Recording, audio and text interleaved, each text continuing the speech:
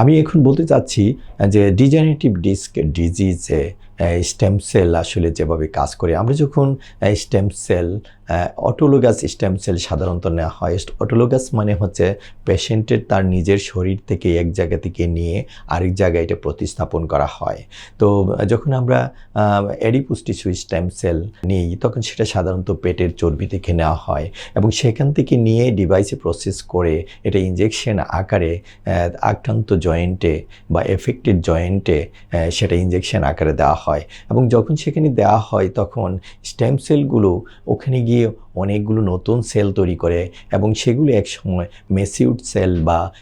Normal সেলের মতো কাজ করে এবং ওই জায়গাটাকে যেখানে ডিজেনারেটিভ ডিজিজ বা ক্ষয়ের সমস্যা হয়েছে সেখানে এটাকে রিজেনারেট করে নতুন সেল তৈরি করে রিজেনারেট বা নতুন করে রিপেয়ারে সাহায্য করে, যেটি আসলে আপনি অন্য কোনো ঔষধের মাধ্যমে এই কাজটি করা কখনোই সম্ভব নয় এবং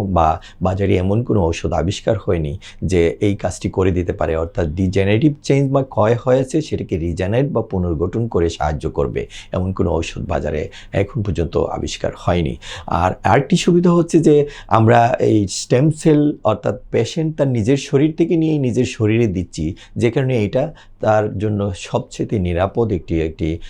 চিকিৎসা। পৃথিবীতে তার জন্য এর চেয়ে নিরাপদ আর কোনো চিকিৎসা হতে পারে না। কাজেই আমি বিশ্বাস করি একসময় এটা অনেক জনপ্রিয়তা লাভ করবে এবং মানুষ রুগীরা একসময় এটাকেই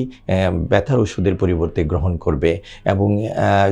আমরা এখন এমনিতে ব্যথার ওষুধ খেতে চাই না। কাজেই ব্যথার ওষুধ কোনো একদিকে সমাধানও আনে না, আবার অন্যদিকে ব্যথার ওষুধের অনেক হার্ম ইফেক্ট রয়েছে, যেই হার্ম ইফেক্টগুলো আপনার স্টেম সেল থেকে আসার কোনো সম্ভাবনা নেই।